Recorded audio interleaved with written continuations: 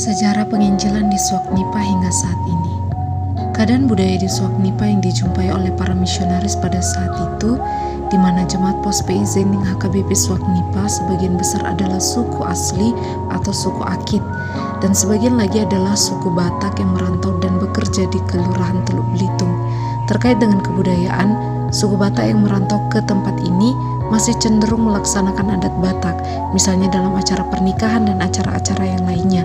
Sedangkan kebudayaan masyarakat asli atau suku Akit, maka kebudayaan mereka juga berubah. Mereka cenderung bebas dan tidak terlalu peduli terhadap hal-hal kesopanan, misalnya terkait dengan gaya berpakaian, dan juga kehamilan perempuan di luar pernikahan cenderung terjadi. Masuknya Injil ke daerah Suak-Nipah. Kehadiran penginjilan di Suak-Nipah, Kelurahan Teluk Belitung didasari atas informasi keadaan suku asli dari Tamit Herman, anggota jemaat Pos PI Tanjung Pal Penyengat, dilatar belakangi oleh menikahnya Tamit Herman dengan perempuan suku asli Suak-Nipah, sehingga dia menghendaki supaya berita Injil juga disampaikan kepada saudara-saudara di Suak-Nipah, terkhusus buat keluarga istrinya di Suak-Nipah. Al peninjauan ke daerah tersebut dilakukan oleh Evangelis Syarif Amsal dan Tamit Herman pada tanggal 20-25 Juli 1989. Sudah ada 5 kepala keluarga yang mau menerima Injil dan siap untuk dilayani. Penerimaan suku asli Suak-Nipah terhadap Injil disambut baik oleh orang-orang Kristen rantau yang bekerja di Kelurahan Teluk Belitung, yang pada saat itu mereka belum memiliki tempat ibadah. Evangelis Syarif mengumpulkan umat Kristen yang berada di Teluk Belitung untuk bersama-sama mengadakan kebaktian di Suak-Nipah. Sesudah ada kesepakatan, maka pada tanggal 26 Agustus 1989, kebaktian perdana dilaksanakan di Rumah Anut yang dipimpin oleh Evangelis Syarif Amsal. Pelayanan terus berlanjut hingga diadakan baptisan perdana pada tanggal 17 Desember 1989 yang sekaligus juga melaksanakan perayaan Natal yang dilayani oleh pendeta AB Siahaan, dan pada saat itu terbaptis 40 orang dewasa dan anak-anak. Seorang dokter, Martuani Huta Barat, pernah ditempatkan pemerintah di Teluk Belitung. Beliau juga turut mendukung pelayanan Zending HKBP. Beliau membantu masyarakat asli dalam pengobatan dan memberikan makanan bagi anak-anak saat posyandu. Seiring dengan perkembangan pelayanan di Pos PI Suak-Nipah, oleh karena itu sangat dibutuhkan pelayanan dalam membantu usaha pekabaran Injil di Pos PI Suak-Nipah. Oleh karena itu Departemen HKBP menempatkan perawat Tamaria Simbolon pada tanggal 10 Januari 1990. Pelayanan di tempat ini bertumbuh berkat kegigihan para hamba Tuhan petugas saat itu. Hingga pada tanggal 12 April 1990 dilakukan baptisan kedua oleh pendeta AB Siahaan dan juga 2 orang tamu dari Jerman yang hadir pada saat itu, yaitu pendeta Pieter dan Berger dan pendeta DR Reugul. Pada saat itu terbaptis 30 orang. Pertambahan jumlah jemaat yang begitu pesat dan bergabungnya orang Kristen yang telah ada di Teluk Belitung, sehingga dibutuhkan gedung gereja untuk melakukan kebaktian, karena jika dilakukan di rumah jemaat sudah tidak memungkinkan lagi.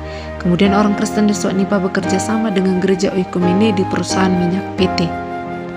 Setelah dana terkumpul, diadakan peletakan batu pertama pada tanggal 20 Agustus 1990 yang dipimpin oleh Evangelis Syarif Amsal dan Sintua Tupal Butar-Butar, kemudian Sintua Jasa Johannes, dan diikuti oleh seluruh jemaat. Hingga pada tanggal 16 Desember 1990 diadakan baptisan ketiga yang dilayani oleh pendeta Pujiarja, terbaptis 16 orang. Kemudian Departemen Zending mengutus Guru Ginto Robinson pada tanggal 13 Oktober 1991 untuk bertugas di Pos PI Zending HKBP Suak-Nipah, dan kemudian Guru Ginto memutuskan untuk melanjutkan sekolah untuk menjadi seorang pendeta di tahun 2006 dan kemudian kembali melayani di Pos PI Suak-Nipah.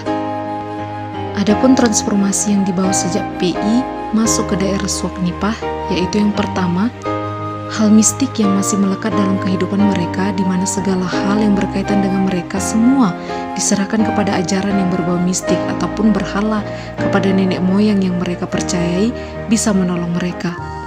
Yang kedua, jika melihat kebudayaan yang ada di daerah Suak-Nipah, pertama sekali maka kehidupan jemaat masih belum terarah, seperti dalam hal berpakaian. Banyak dari antara mereka yang masih asing dengan pakaian sehingga sering sekali mereka tidak menggunakan baju. Dan kemudian yang ketiga, dalam bidang pertanian, akan sangat disayangkan jika mereka yang hidup di daerah Suak-Nipah belum memadai akan pengetahuan dalam bercocok tanam, padahal jika dilihat akan sangat mendukung kesejahteraan mereka. Yang keempat, pada bidang pendidikan, Maka hal ini sangatlah miris ketika awal mula para misionaris datang ke tempat ini, di mana memang tidak ada orang yang membimbing mereka untuk mengenal huruf dan pelajaran lainnya. Sehingga keadaan jemaat di Pos PI Swak Nipah sangat terbelakang dalam hal pendidikan. Kemudian yang kelima, dalam hal kesehatan. Pada daerah tersebut sangat sulit menemukan bantuan untuk hal kesehatan karena mereka sendiri belum mengenal beberapa alat medis dan yang berhubungan dengan hal tersebut. Oleh karena itu, tidak jarang dari antara mereka, jika mereka dalam keadaan sakit, maka mereka sering menggunakan hal-hal mistik untuk mempercayai bahwa itu bisa menyembuhkan mereka. Melihat hal itu, maka para pekabar Injil yang pada saat itu sampai di daerah Swak Nipah berusaha untuk mentransformasi hal tersebut demi memajukan dan mensejahterakan iman jemaat. Dan tidak hanya iman itu sendiri, tetapi lebih kepada misi holistik yang disampaikan oleh para pekabar Injil saat itu. Adapun yang bisa kita lihat yang mereka lakukan yakni yang pertama, dengan melihat kondisi jemaat di Pos PI saat itu, maka para pekabar Injil juga memberikan suatu pembelajaran kepada setiap jemaat yang berada di sana dalam hal berpakaian, baik itu kepada laki-laki dan juga terutama kepada perempuan, sehingga setiap mereka bisa menghargai tubuh mereka masing-masing. Dan yang kedua, setelah melihat kondisi jemaat yang masih dalam ekonomi yang rendah, maka para pekabar Injil juga mengusahakan kesejahteraan mereka dalam hal bertani, sehingga lahan yang masih tersedia di sekitaran mereka bisa dimanfaatkan untuk melanjutkan kehidupan mereka. Dan yang ketiga, tidak hanya menyediakan lahan untuk bertani, maka para pekabar Injil juga memberikan didikan. Walaupun pada saat itu sekolah belum ada yang berdiri, maka dengan usaha yang mereka lakukan, mereka memberikan pengajaran kepada jemaat-jemaat di sana, baik itu membaca, berhitung, dan pengajaran-pengajaran tentang alam lainnya. Setelah usaha yang dilakukan oleh para pekabar Injil, maka Pendeta Ginto Robinson sebagai penerus dalam memelihara iman dan perkembangan jemaat di Pos PI Swak Nipah, maka hal-hal yang dilakukan adalah yang pertama, memberikan inovasi yang baru kepada setiap jemaat terutama dalam minat untuk melanjutkan pendidikan, sehingga setiap jemaat merasa bahwa pendidikan itu perlu.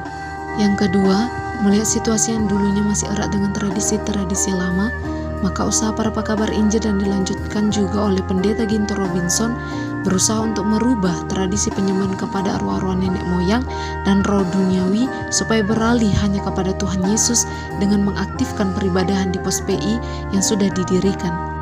Yang ketiga, melihat bakat daripada jemaat, maka Pendeta Ginto Robinson juga membuat suatu pembaharuan dengan dibantu oleh evangelis PSH Utapea untuk membentuk kelompok tani untuk bagi jemaat agar hasil daripada tanaman tersebut ditanggung-jawabi setiap jemaat. Dan dari kelompok tani ini, maka harapan Pendeta Ginto Robinson, para jemaat juga bisa mengusahakan kesejahteraan keluarga dan ekonomi mereka secara mandiri. Dan kemudian yang terakhir yaitu berhasil membaptiskan 211 jiwa, dan ini merupakan hasil daripada penginjilan yang dilakukan oleh para misionaris pertama hingga pada penginjilan yang dilakukan oleh Pendeta Ginto Robinson. Keberhasilan yang lain yang juga bisa kita lihat bahwasanya dengan inovasi baru yang dilakukan oleh setiap para pekabar Injil di Pos PI Swak Nipah, maka pemberdayaan sumber daya manusia di Pos PI Swak Nipah sangat terlihat ketika mereka diinovasi dan disupport untuk pergi dari daerah tersebut dalam menempuh pendidikan yang lebih tinggi, menjadikan anak-anak jemaat di sana mempunyai motivasi yang besar, sehingga banyak dari antara mereka yang berbondong-bondong untuk menerima beasiswa dalam melanjutkan pendidikan yang lebih tinggi dengan harapan dan cita-cita bahwa mereka putra-putri daerah bisa memajukan dan mensejahterakan daerah Swak Nipah. Dan tak banyak dari antara mereka yang berminat dalam hal apoteker, kesehatan, dan kemudian menjadi guru. Oleh karena itu, para pekabar Injil di Pos PI Swak Nipah berusaha untuk setiap anak jemaat yang berminat untuk melanjutkan pendidikan dengan mengusahakan agar setiap anak jemaat mendapatkan beasiswa.